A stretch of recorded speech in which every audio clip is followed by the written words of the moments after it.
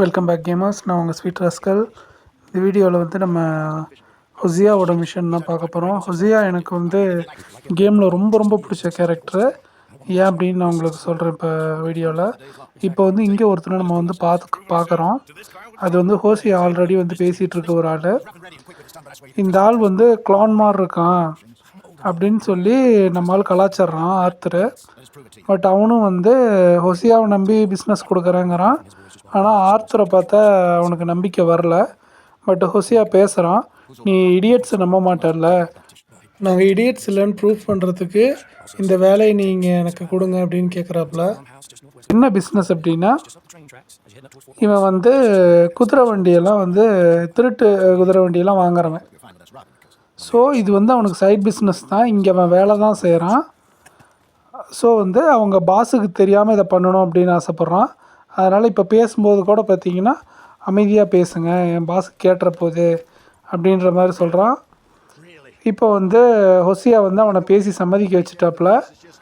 நம்மளும் வந்து இந்த மிஷன் எடுத்திருக்கோம். என்னென்னா, அவன் சொன்ன இடத்துல வந்து இப்போ ஒரு குதிரை வண்டி இருக்குது. அந்த குதிரை வண்டியை போய் நம்ம எடுத்துகிட்டு வரணும். அதே மாதிரி அந்த வீட்டில் இருக்கிறத லூட் பண்ணிக்கலாம். ஆனால் யாருக்கும் எந்த ஒரு பாதிப்பும் நடக்கக்கூடாது அப்படிங்கிறது தான் உங்களோட ரெக்வஸ்ட்டு. நீங்கள் யோசித்து பார்த்தீங்கன்னாவே தெரியும். வரப்போகிற மிஷன்லேயும் நீங்கள் பாருங்கள், ஹொசியாவோட திட்டம் எதுவுமே வந்து மற்றவங்கள பெருசாக ஹார்ம் பண்ணாது. அவங்களோட பணத்தை எடுக்கிற மாதிரி இருக்குமே தவிர மற்றபடி அவங்கள பெருசாக டிஸ்டர்ப் பண்ணாது. ஒரு கொலை பண்ணுறதோ அவங்கள த்ரெட்டன் பண்ணுறதோ அந்த மாதிரி எந்த ஒரு விஷயமே இருக்காது.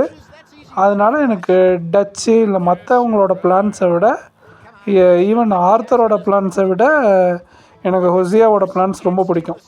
இப்போ பாருங்களேன், இப்போ வந்து இந்த மிஷன் மூலமாக நமக்கு வந்து குதிரை வண்டியை வந்து இதுக்கு மேலே எங்கே வேணுன்னா எந்த குதிரை வண்டி வேணுன்னா திருடிட்டு வந்து இவன்கிட்ட விற்றுக்கலாம். அந்த மாதிரி இந்த மிஷன் முடித்தோம்னா நமக்கு இவன்கிட்ட ஷாப் ஓப்பன் ஆகிடும். ஸோ இது வந்து ஒரு நல்ல ஐடியா இல்லை. நம்ம யாரையுமே வந்து எதுவும் பண்ண வேணாம். இப்போ ஈஸியாக சிம்பிளாக உங்களுக்கு சொல்லி புரிய வைக்கணுன்னா, இப்போ வந்து நான் யாரையுமே கொல்லாமல் நான் இப்போ குதிரையில் போயிட்டு இருக்கும்போது என் குதிரையிலேருந்து குதிரை வண்டிக்கு தாவி அவனை கீழே தள்ளி விட்டுட்டு நான் வண்டியை எடுத்துகிட்டு போயிடலாம். ஸோ அது அவனுக்கு பண நஷ்டம் மட்டும்தான். பண நஷ்டம், குதிரையும் குதிரை வண்டியும் போயிருக்கும். அதை அவன் மறுபடியும் சம்பாரிச்சிக்க முடியும். ஆனால் அவளை கொலை பண்ணிவிட்டா அவங்க ஃபேமிலிக்கு பாதிக்கப்படும் இல்லையா? ஸோ அந்த மாதிரி வேலையை தான் ஹொசியா செய்ய மாட்டான். ஸ்டார்டிங்லேயே பாருங்களேன், நம்மளை ஹண்டிங்க்கு தான் கூப்பிட்டு போவான். அனிமல் ஹண்டிங்க்கு அந்த மாதிரி தான் கூப்பிட்டு போவான். மனுஷங்களை கொல்கிற மாதிரி எந்த ஒரு வேலையும் பார்க்க மாட்டான். அதனால் அனிமல்ஸ் கொல்கிறது தப்பு இல்லையா அப்படின்னா, அனிமல்ஸ் ஹண்டிங் அப்போல்லாம் வந்து ஒரு நார்மலான விஷயமா இருந்திருக்கு. இந்த கதை நடக்கிறது பார்த்திங்கன்னா 1800களில். ஸோ வந்து அந்த டைமில் எல்லாத்துக்கிட்டேயும் கன்ஸ் இருக்குது. நிறைய கன்ஸ்லிங்கர்ஸ் இருந்திருக்காங்க அமெரிக்கா சைட்ஸில். ஸோ வந்து அவங்க அனிமல்ஸ்லாம் ஹண்ட் பண்ணியிருக்காங்க. அப்போ அது லீகலாக இருந்திருக்கு. அந்த ஹண்ட் பண்ண அனிமல்ஸை வாங்கவும் செஞ்சுருக்காங்க. இப்போ தான் அது வந்து இல்லீகலாக இருக்குது. ஸோ இப்போ வந்து அந்த வீட்டுக்கிட்ட நம்ம வந்து நெருங்கிட்டோம். இங்கே தான் அந்த வீடு இருக்குது. வழக்கம் போல் நம்ம குதிரையை விட்டுட்டு இங்கே ஃபஸ்ட்டு ஸ்கவுட் பண்ணுற வழி பார்ப்போம். ஹொசியா இங்கே வந்து நமக்கு முன்னாடி இறங்கிட்டாப்புல. எல்லா இடமும் தெரியுது அவனுக்கு. ஓகே, அங்கே பாருங்கள் ஒரு புகை வருது பாருங்கள் தூரத்தில். அந்த வீடை தான் நம்ம கொள்ளையடிக்க போகிறோம். ஓகே, இந்த கல் மரவில் வந்து பார்ப்போமா? இதுக்கு பேர் தான் நோட்டம் விடுறது மக்களே, பார்த்துக்கங்க. அப்படியே சைலண்ட்டாக வந்து நோட்டம் விட்டுட்டு போகிறோம். திருடுறதுக்கு முன்னாடி இப்படி தான் பண்ணுவாங்க.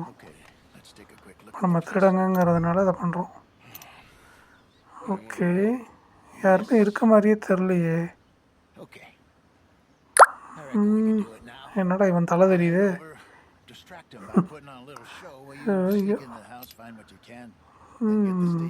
நம்மளும் பைனாக்குலர் போட்டு பார்த்துட்ருக்கான். ஓகே, என்ன பண்ணலாம், நைட் வரையும் வெயிட் பண்ணலாமான்னு கேட்குறான். இல்லை டேயில் பண்ணலாமான்னு. நம்ம நைட்டே சூஸ் பண்ணிக்கலாம். திருட்டுக்கு இருட்டு தான் வேணும் அப்படின்னு சொல்லி நம்ம நைட் எடுத்தாச்சு. ஓகே, போடுங்கடா, எப்போ பாரு பற்ற வச்சுன்னே இருங்கடா. நுரையீரல் வீணாக போகுதுடா. பொழுது நீக்கே அடிக்கிறானுங்க. டைம் ஆச்சுன்னு எழுப்பி விட்றான். நமக்கு நல்லா அப்படியே தூக்கம். சரி, ஓகே. நம்மளை வந்து வீட்டை போய் கொள்ளையடிக்க சொல்கிறான். அவன் போய் பானை போய் செக் பண்ணிட்டு வரானா. நம்ம வேக வேகமாக வீட்டுக்குள்ளே போகலாம் மக்களே. அட்டகாசமாக இருக்குது கிராஃபிக்ஸு. இதை ஏன் நான் நிறைய இடத்துல சொல்கிறேன்னா, அவ்வளோ டீட்டெயிலிங் பண்ணியிருக்காங்க பாருங்களேன். நீங்கள் இதை ஸ்லோ பண்ணி ஒவ்வொரு இடத்துலையும் என்ன பண்ணியிருக்காங்கன்னு கவனிச்சிங்கன்னா உங்களுக்கு தெரியும். ஃபுல் குவாலிட்டியில் வச்சு பார்க்கணும். 180 பிக்சல் 60 எஃப்பிஎஸில் வச்சு பார்த்தீங்கன்னா உங்களுக்கு தெரியும். இந்த ட்ராவில் என்ன வச்சுருக்கான்னு பார்ப்போம். ஏதாவது இருக்குதா? இல்லை. அடுத்து இருக்கிற அதுலேயும் ஒன்றும் இல்லையா? வேறு கோல்டு பாக்கெட் வச்சா சூப்பர். இந்த மாதிரி தாங்க லூட்டை வைக்கணும். அடுத்துல இதெல்லாம் ஒன்றுமே இல்லை. ஓகே, அடுத்த பார்ப்போம். இதில் இங்கே என்ன இருக்குது? Snake oil. அதை வச்சு என்னடா பண்ண? ஒருத்தர் தூக்கிட்டு இருக்கா பாருங்க. ஓகே, மணி கிளிப்பு, பேண்டு நிறைய வச்சுருக்குது. எனக்கு என்னென்ன கிடைக்க போகுதுன்னு தெரிலையே. அவங்க உள்ளே போவோம். ஆஹா, குளிர் காய்ஞ்சிட்டு போவோமா? டேபிள்லாம் போட்டு வச்சுருக்காங்க. உட்காந்து சரகடிச்சிட்டே போயிடலாம் போல இருக்கு. சாப்பிட்டு சரகடிச்சிட்டே போயிடலாம். ஏன்னா அங்கே சரக்கு தான் வச்சுருக்காங்க. உடனே என்ன தப்பாக ஆரம்பிச்சிடாதீங்க. ஆஹா, இங்கேயும் மணி கிளிப்பு. Ultimate pearl necklace. அட்ட முத்து மாலைங்க. Carrot, apple.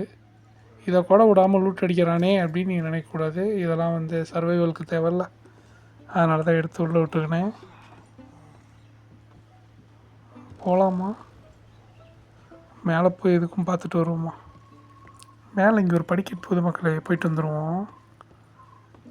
ஆனால் நம்ம கொள்ளையடிக்க வேண்டியது எல்லாமே வந்து கொள்ளையடிச்சாச்சு. இதுக்கு மேலே அடிக்கிறதுலாம் எக்ஸ்ட்ரா தான். அத்திம்பேர் சாகலை, தூங்கின்னு இருக்கார் அப்படிங்கிற மாதிரி ஒரு தூங்கிட்டு இருக்கான் பாருங்க. செஸ்ட்டை தரடா, ஏன்டா இது பண்ணுற? எங்கடா திறக்க முடியல? திறக்க முடியுது. அப்பா, நான் இந்த ராப் லிமிட்டுக்கு மேலே பண்ண முடியாதோ அப்படின்னு நினச்சிட்டேன். இங்கேயும் மணி கிளிப் இருக்குது, காயின் பர்ஸ் இருக்குது. ஆஹா, இப்படி தானேங்க வைக்கணும். இதில் என்ன இருக்குதுன்னு பார்ப்போம். இருந்துடக்கூடாது. நல்லா தூங்கணும். பிரேஸ்லெட் இருக்குது மக்களே. சூப்பரு. வா அதையும் தரேங்க. அதில் என்ன இருக்குதுன்னு பார்ப்போம். இதுலேயும் பாக்கெட் வச்சுருக்கு. பிளாட்டினம் பாக்கெட் வச்சு மக்களே. சூப்பராக இருக்குது. ஓகே, நம்ம எல்லாம் லூட் அடித்தாச்சு. கிளம்புவோம். முதல்ல அவன் எந்திரிச்சிட போகிறான். இங்கே விடிஞ்சிட போகுது. ரொம்ப நேரமாக நம்ம வீட்டுக்குள்ளேயே இருக்கோம். ஹோசியை வேலையை முடிச்சிட்டானான்னு பார்க்கலாம். அங்கே பாருங்க, ரெடியாகி வந்து நிற்கிறான். ஏன்டா இன்னமாடா நீ கொள்ளையடிக்கிற? உன்னை விட்டதுக்கு நானே போயிருக்கலாம் அப்படின்னு நினச்சிருப்பான் ஆள். அப்பா, இங்கேருந்து நம்ம பொறுமையாக குதிரை வண்டியை ஓட்டிக்கிட்டு ஜாலியாக போகலாம். இதுக்கு மேலே வந்து நம்ம சம்பாதிக்கணுன்னா வந்து கஷ்டப்பட வேணாம். அதாவது கொலை பண்ண வேணாம். இந்த மாதிரி வண்டி எடுத்து சேல் பண்ணாலே வந்து ஒரு நல்ல அமௌண்ட் இதில் கிடைக்கும். இடையில ட்ரெயின்லாம் போயிட்டுருக்குது. என் நேரம் பார்த்து தான் ட்ரெயின் விடுவானுங்க இடையில. சீக்கிரம் போங்கடா. குதிரை வண்டியே எவ்வளோ ஸ்பீடாக போகண்டா. நல்லா போகுது. இந்த லைட்டு பாருங்கள், அவ்வளோ வெளிச்சம் கொடுக்குது. எப்போவும் இந்த ட்ராவலை பார்த்திங்கன்னா நான் அப்படியே ஃபாஸ்ட் ஃபார்வர்ட் பண்ணிடுவேன். ஃபுல்லாக ஸ்பீடப் பண்ணிடுவேன். இப்போ ஓரளவுக்கு நீங்கள் பார்க்கணும் அப்படின்றதுக்காக, இது அழகாக இருக்கும் அப்படின்றதுக்காக நான் அதை அப்படியே விட்டுருக்கேன். நீங்கள் அந்த நேச்சர் அப்படியே என்ஜாய் பண்ணிக்கிட்டே பார்க்கணும் அப்படிங்கிறதுனால. ஆனால் நீங்கள் குதிரை வண்டி ஓட்டினீங்கன்னா அதோடய ஸ்பீடு ஓரளவுக்கு தான் இருக்கும். நீங்கள் நார்மல் குதிரை ஓட்டினீங்கன்னா நல்லா ஸ்பீடாக போகும். கேம்லேயே நம்ம இப்போ சுப்பீரியர் ஹார்ஸ் வச்சுருக்கோம். எலைட் இது. அதே மாதிரி ஸ்பீடு ஹேண்ட்லிங்கு ரெண்டுமே சூப்பராக இருக்கும் நம்ம ஹார்ஸ்கிட்ட.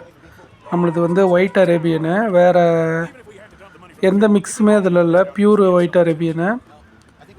இப்போ வந்து நம்ம அந்த சேமஸ் அப்படிங்கிறவன்ட்ட வந்து நம்ம வண்டியை கொண்டு போய் கொடுக்கணும். கொடுத்தா இந்த வண்டிக்கு எவ்வளோ காசு வருமோ அந்த காசு நம்ம கொடுப்பான். இதை வந்து நம்ம இதுக்கு மேலே வந்து ஒரு வேலையாகவே பண்ண ஆரம்பிக்கலாம். இப்போ நம்ம அதுக்கு நியர்பையாக வந்துட்டோம். நீங்களே பார்க்கலாம். இப்போ நம்ம அங்கே பக்கமாக போனதும் அவன் அந்த கதவை திறக்க ஆரம்பிப்பான் பாருங்கள். நம்ம நார்மலாக போனால் திறக்க மாட்டான். ஏதாவது குதிரை வண்டியோட இப்போ போகிற மாதிரியே போனால் தான் அவன் வந்து அந்த 2 டோரையும் ஓப்பன் பண்ணுவான். இதுக்குள்ளே நம்ம குதிரை வண்டியை விட்டால் மட்டுமே தான் கம்ப்ளீட்டாக உள்ளே போய் பார்க் பண்ணணும். பார்க் பண்ணால் மட்டுமே தான் அதுக்கப்புறம் நம்ம வெளியே வருவோம் இறங்கி. அப்போ தான் நமக்கு காசு கொடுப்பான். இதுதான் வந்து குதிரை வண்டி மிஷன் மக்களே.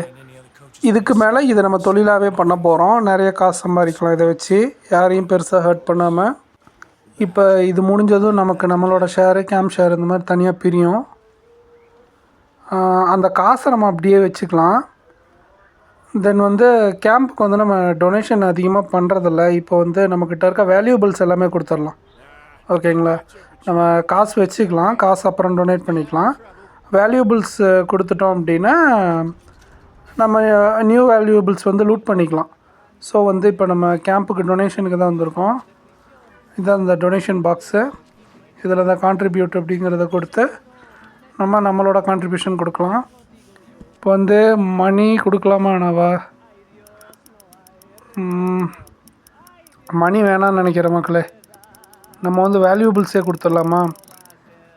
மணி கொடுக்கலான்னு ஒரு மைண்டு வந்தது. பட் நம்ம வேல்யூபிள்ஸ் கொடுத்துடலாம், அதுதான் பெட்டராக இருக்கும்னு நினைக்கிறேன். இங்கே பாருங்கள், இது எல்லாமே பாருங்கள் $50 ஒர்த்து. இதெல்லாம் இது $7 ஒர்த்து, இது $4, இது $3, 2 இருக்குது $6. அப்போ 6, இது பாருங்கள் 7, $14, இது 25, இது $10. அடுத்து இது எவ்வளோ போகுது? $1, $5, 5 இருக்குது நம்மக்கிட்ட. இது டொனேட் பண்ணும்போது வெளியே வந்துடுது மக்களே. அது என்ன ப்ராப்ளம்னு தெரில. அது ஒரு லிமிட் இருக்குமோ என்னவோ. இப்போ $225 கேம்பில் இருக்குது. அடுத்ததாக இது வந்து அந்த $5 அதை அப்படியே கான்ட்ரிபியூட் பண்ணி விட்ருவோம். அதுக்கடுத்து என்ன இருக்குதுன்னு பார்க்கலாம். Silver ring. Okay, gold nugget இருக்குது. இது 25 × 3 $75. ஓகே, இது வந்து $2, மொத்தம் $4. அப்போ 2 இருக்குது. அதனால் மறுபடியும் வெளியே வந்துடுச்சு மக்களே. மறுபடியும் நம்ம கான்ட்ரிபியூட் கொடுத்து உள்ளே போகலாம். இப்போ ஐட்டம் போய்ட்டு இது $12, 4 இருக்குது. ஓகே, 48. அதுக்கடுத்து இது 3 கொஞ்சம் $15. எல்லாமே சில்வர் எம்பளம் ரிங்கு. அந்த பாடியில் நம்ம லூட் அடித்தோம்ல, அதில் தான் இந்த ரிங்கு அது இதெல்லாம் கிடைக்கும். கோல்டு பாக்கெட் வச்சு அங்கே எடுத்துமே ஞாபகம் இருக்குங்களா?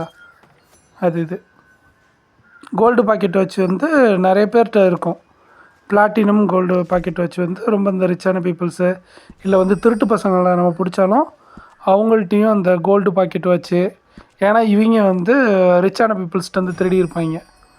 இப்போ சில்வர் பாக்கெட்டை வச்சு விற்கிறோம். அதுவும் ஒன்று வந்து $8 போது ஒவ்வொன்றா அப்படியே நம்ம வந்து கொடுத்துக்கிட்டே வரோம். இதுவும் கொடுத்தாச்சு. கோல்டு வெட்டிங் ரிங் இருக்குது, அதையும் அப்படியே ஒவ்வொன்றா நம்ம டொனேட் பண்ணி விட்டுறலாம். வீடியோ பார்க்க வந்ததுக்கு ரொம்ப ரொம்ப நன்றி மக்களே. உங்களோட ஒப்பீனியனை, உங்களுக்கு பிடிச்சிருக்கா பிடிக்கலையா அப்படிங்கிறத வந்து லைக், டிஸ்லைக் அண்டு கமெண்ட்டை யூஸ் பண்ணி வந்து சொல்லுங்கள். அதே மாதிரி ஆர்டிஆர் சீரீஸில் நம்ம வேறு என்னென்ன பண்ணலாம், என்னென்ன இம்ப்ரூவ் பண்ணலாம் அப்படிங்கிற மாதிரியான டிப்ஸ் எனக்கு தேவைப்படுது. உங்களோட சஜஷன்ஸ், ஒப்பீனியன் எனக்கு தேவைப்படுது. மறக்காமல் பண்ணிடுங்க மக்களே. இதே மாதிரி ஒரு நல்ல வீடியோவில் நெக்ஸ்ட் மீட் பண்ணலாம். பாய் பாய்.